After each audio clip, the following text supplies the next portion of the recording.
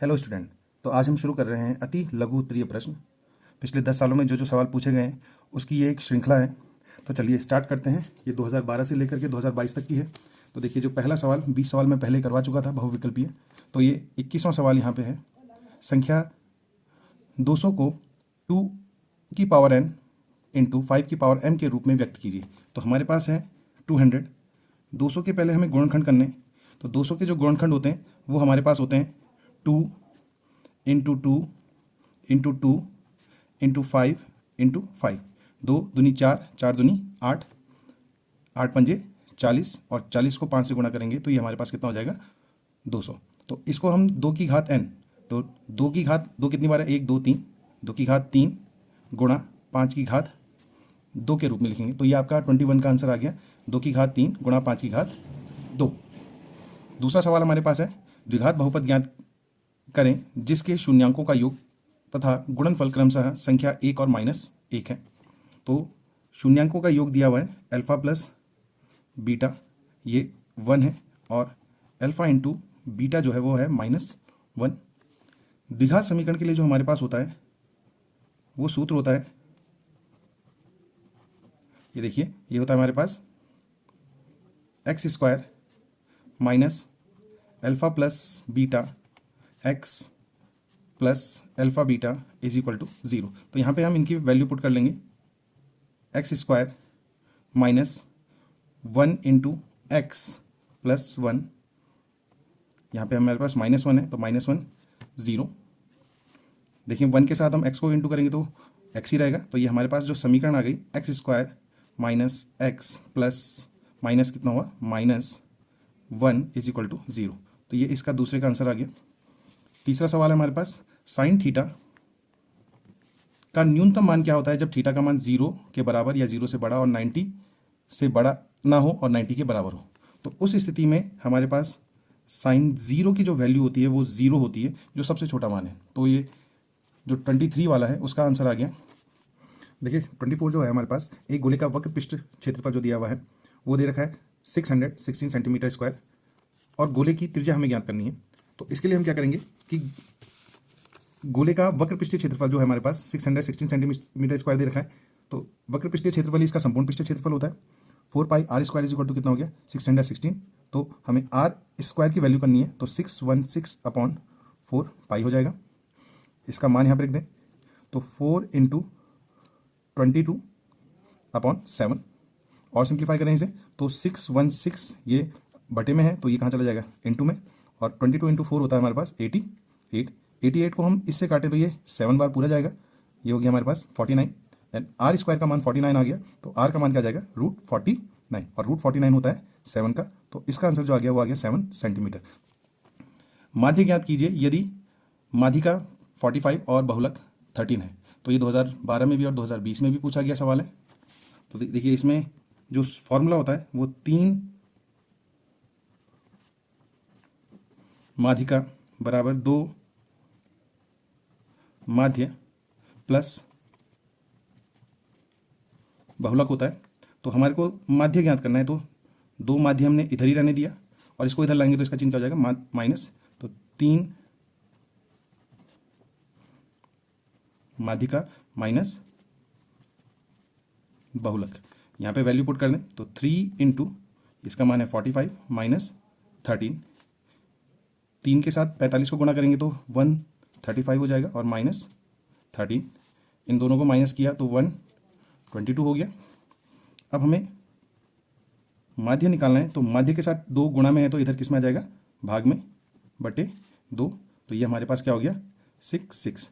तो इसमें जो आंसर आ जाएगा आपके पास माध्य बराबर 66। तो यह हमारा जो आंसर है ये 25 का है। प्रथम 10 प्राकृतिक संख्याओं का योग ज्ञात कीजिए। तो प्रथम 10 प्राकृतिक संख्याओं का जो योग होता है उसके लिए हम करें तो प्राकृतिक संख्याओं के योग के लिए SN इज इक्वल टू क्या होता है n/2 a प्लस an। इसमें वैल्यू पुट करेंगे, n/2 मतलब 10 संख्याएं हैं तो 10/2, a का मान 1 होगा और an लास्ट होगा 10। तो 10 में इसका भाग्य ये कितनी बार गया 5 बार। तो यहाँ पे हमारे पास हो गया 5 इंटू 11, और 11 5 होता है 55। तो इसका आंसर हमारे पास क्या आ गया 55 आ गया। नेक्स्ट क्वेश्चन यहाँ पे देखिए, नेक्स्ट जो है हमारे पास 23/2 इंटू 5 का दशमलव प्रसार शांत है या अशांत। तो ये देखिए बहुत ही सिंपल सा क्वेश्चन है कि इस प्रकार से यदि किसी भी संख्या की हम बात करें जिसमें हर जो होगा उसका 2 की घात और 5 की घात में ही होगा, तो उसका दशमलव प्रसार क्या होता है, हमेशा शांत होता है। तो इसका आंसर क्या आ जाएगा, शांत दशमलव प्रसार होगा इसका। नेक्स्ट देखते हैं, 3x² - x - 4 के शून्यांक ज्ञात किए हैं।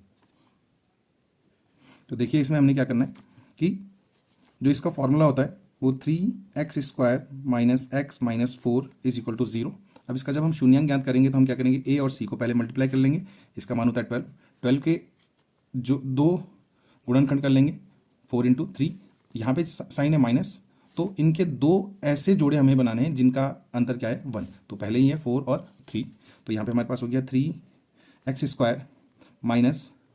4 - 3x - 4 = 0। वैल्यू रख देंगे, 3x² - 4x + 3x - 4 = 0। अब इनमें 2 पेयर बन जाएंगे, एक तो हमारे पास x कॉमन आ गया, 3x - 4 प्लस इनमें कोई कॉमन नहीं है तो इसमें 1 कॉमन हुआ, 3x - 4 = 0। तो एक हमारे पास हो गया 3x - 4 और यहाँ से हमारे पास बचा x और यहाँ पे क्या बचा +1। तो शून्यांकों की बात करें तो एक तो हमारे पास निकलेगा 3x - 4 = 0 से, और दूसरा हमारे पास x + 1 = 0 से। यहाँ पे हमारे पास हो गया 3x = 4, देन x = 4/3, और दूसरा यहाँ से ये इधर प्लस है तो इधर जाकर क्या आ जाएगा, माइनस। तो शून्यांक जो हमारे पास आ गए वो हो गया हमारे पास, एक तो हो गया 4/3 और एक हो गया -1। तो ये इसका आंसर आ गया। 29 हमारे पास जो दिया हुआ है, यहाँ पे दिया हुआ है ax² + bx + c = 0 का विविक्तकर कीजिए। विविक्तकरण करना है इसका, तो यहाँ पे जो इसका विविक्तकरण का जो सूत्र होता है विविक्तकर का, वो होता है b² - 4ac। केवल इतना ही लिखना है हमें। तो ये इसका आंसर हो गया 29 का कि विविक्तकर क्या होगा इसका। नेक्स्ट है 30, एक वृत्त की कितनी स्पर्श रेखाएं होती हैं। तो 30 का जो हो जाएगा, एक वृत्त की जो स्पर्श रेखाओं की संख्या होती है वो होती है अनेक या अनंत, हम भी कह सकते हैं इसको। तो एक वृत्त की रेखाओं स्पर्श रेखाओं की संख्या होती है अनेक। नेक्स्ट हम देखें यहाँ पे 31 है, एक बेलन तथा शंकु की ऊंचाइयां समान हैं, तो बेलन के आयतन का शंकु के आयतन से अनुपात ज्ञात कीजिए। तो इनकी ऊंचाई जो है वो हाइट तो दोनों की इक्वल है, जो h है वो बेलन के लिए भी है और शंकु के लिए भी है, तो इनके आयतनों का अनुपात हमें लिखना है। तो जो करेंगे हम, बेलन का आयतन बटे शंकु का आयतन। अब यहाँ पे हमारे पास जो बेलन का आयतन होता है वो होता है πr² और यहाँ पे जो होता है वो होता है π1/3πr²h। अब ये r अलग अलग हैं क्योंकि इसमें केवल उनकी ऊंचाइयाँ समान है, तो ये r1 हो गया और ये r2। पाई से पाई कैंसिल हो जाएगा, h से h कैंसिल हो जाएगा, और ये 3 का ऊपर चला जाएगा, तो 3r1² बटे r2²। तो ये इनके आयतनों का अनुपात आ जाएगा। ये 31 का आंसर था। 32 जो है हमारे पास, देखिए 32 जो हमारे पास है, अच्छे प्रकार से फेंटी गई 52 पत्तों की एक गड्डी में से एक पत्ता निकाला जाता है, उस पत्ते के इक्का होने की प्रायिकता बताइए। अब यहाँ पे हमारे पास कुल पत्तों की संख्या 52 है और कुल इक्कों की जो संख्या होती है वो होती है हमारे पास पूरी गड्डी में 4। तो प्रायिकता जो इसकी हो जाएगी इक्कों की संख्या, इसका मतलब 4 बटे कुल पत्ते 52। तो हम 4 का भाग इस 52 में दे देंगे, तो 1/13। ये इसका आंसर आ जाएगा कि इक्के आने की जो प्रायिकता होगी वो होगी 1/13। अगला जो हमारे पास है, निम्न आंकड़ों का बहुलक ज्ञात कीजिए। तो बहुलक का जो अर्थ होता है वो होता है कि दिए गए आंकड़ों में सबसे ज़्यादा बार जो अंक या परीक्षण जो आ रखा होगा वो बहुलक कहलाएगा। तो इसका जो आएगा आप देख सकते हैं, सबसे ज़्यादा बार जो है वो 6 आ रखा है, इसका आंसर केवल 6, इतने में ही आपका 1 नंबर मिल जाएगा। और नेक्स्ट है, द्विघात समीकरण का मानक रूप लिखिए। मानक रूप मतलब जिसका हम प्रयोग करते हैं, ऊपर भी अभी सवाल में आया था। तो द्विघात समीकरण का मानक रूप होता है ax² + bx + c = 0। तो ये द्विघात समीकरण का मानक रूप हुआ। नेक्स्ट है हमारे पास 35 देख लेते हैं कि हमें sin 18/√3 cos 72 का मान निकालना है। तो इस प्रकार के यदि कोई भी सवाल आपके पास आते हैं तो उनका मैक्सिमम टाइम जो आंसर आता है वो 1 आता है। कैसे आता है मैं आपको ये बता रहा हूँ। इसमें से किसी भी एक को हम 90 माइनस थीटा के रूप में कन्वर्ट कर लेंगे। इसको ही कर लेते हैं। तो साइन 90 माइनस 72 करेंगे तो 18 ही होता है, तो इसमें कोई फ़र्क नहीं पड़ा। और यहाँ पे हमारे पास क्या हो गया, cos 72। इसको सॉल्व किया तो साइन 90 माइनस थीटा होता है cos थीटा, cos 72 बटे cos 72। cos 72 से cos 72 क्या हो गया, नेगलेक्ट हो गया, तो इसका आंसर क्या आ गया, 1। तो इस प्रकार के सवालों का जितनी भी आंसर आता है वो क्या आता है, 1 आता है। नेक्स्ट देखें, हमारे को इसके शून्यांक ज्ञात करने। तो जो क्वेश्चन है 36 हमारे पास यह है 2x² minus 50 is equal to 0। 2 common है तो x² माइनस 25 बराबर 0। अब ये a² माइनस b² की कंडीशन बन रही है। कैसे करके, x² तो है और ये कितना है 5 का स्क्वायर। इसको और सिंप्लीफाई किया तो 2a plus b into a minus b, तो x प्लस 5 x माइनस 5 ये आपका इसका आ जाएगा। देखिए 2 तो कभी भी 0 नहीं हो सकता, तो हमारे पास क्या हो गया, या तो x प्लस 5 0 होगा या x माइनस 5 बराबर 0। तो यहाँ से हमारे पास हो गया x बराबर माइनस 5, इधर प्लस है तो उधर जाकर माइनस, और इधर ये माइनस है तो उधर जाकर के प्लस। तो शून्यांक जो आ जाएंगे ये आ जाएंगे, एक तो आ जाएगा -5 और एक +5। तो ये 36 का हमारे पास जो आंसर आ गया वो आ गया -5 और +5, इसके शून्यांक आ जाएंगे। अगला है हमारे पास कि रेखिक समीकरण युग्म का एक और केवल एक हल होने का प्रतिबंध बताइए। तो रेखिक समीकरण का केवल एक हल होने का जो प्रतिबंध होता है उसको बोलते हैं प्रतिच्छेद वाली स्थिति, और इसके लिए जो प्रतिबंध होता है वो होता है a1/a2 is not equal to b1/b2। यदि ये कंडीशन फुलफिल होगी तो उसका केवल एक ही हल होगा, जिसे बोलेंगे उसकी प्रतिच्छेद स्थिति। नेक्स्ट हमारे पास है AP दी हुई है, उसका 8वां पद ज्ञात करना है हमें। तो AP देखिए हमारे पास, यहाँ पे करते हैं इसको, 38 वाला है। AP है 21, 18, 15 डॉट डॉट। इसमें पहला पद हमारे पास क्या है, 21 है, और D हमारे पास क्या होता है, सेकंड में से फर्स्ट को घटाएंगे, तो ये हमारे पास क्या हो जाएगा -3।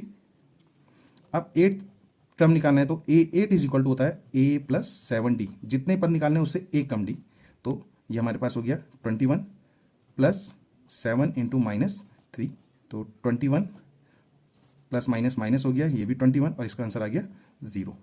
तो उसका जो 8वां पद होगा वो क्या होगा, 0 होगा। नेक्स्ट में आ जाए 39। अब इसी प्रकार का सवाल हमने पहले भी किया था। tan 65 और cot 25 अपॉन में दिया हुआ है, तो इसका मान भी 1 ही होगा, वैसे ही जैसे हमने पहले किया था। tan 65 और cot 25, हमने 10 के मान को चेंज करना है, तो इसको हम लिख सकते हैं 90 माइनस 25, और यहाँ पे हमारे पास cot 25। tan 90 माइनस थीटा होता है cot थीटा, मतलब cot 25 बटे cot 25। इससे पूरा नेगलेक्ट हुआ, इसका आंसर भी क्या आ गया, 1 आ गया। 40 जो है हमारे पास, एक घन का आयतन 216 सेंटीमीटर क्यूब है, तो उसके विकर्ण की लंबाई ज्ञात करें। एक घन का आयतन 216 सेंटीमीटर क्यूब दिया हुआ है यहाँ पे हमारे पास। तो a cube is equal to क्या हो गया, 216, और 216 किसका क्यूब होता है, 6 का। तो a इज इक्वल टू हमारे पास हो गया 6 सेंटीमीटर। अब देखिए घन का जो विकर्ण का सूत्र होता है, घन का विकर्ण का जो सूत्र होता है वो होता है हमारे पास a√3। तो a की जगह में 6 आ जाएगा और इसका मान हो जाएगा √3, तो 6√3 सेंटीमीटर जो हो जाएगा इसका आंसर हो जाएगा। तो ये जो प्रश्नों की श्रृंखला है, आज हमने 20 नए क्वेश्चंस के बारे में बात की। यदि आप इनको घर में करते हैं तो निश्चित रूप से इनमें से कोई ना कोई सवाल आ सकता है। बहुत ही ज़्यादा इंपॉर्टेंट सवाल हैं।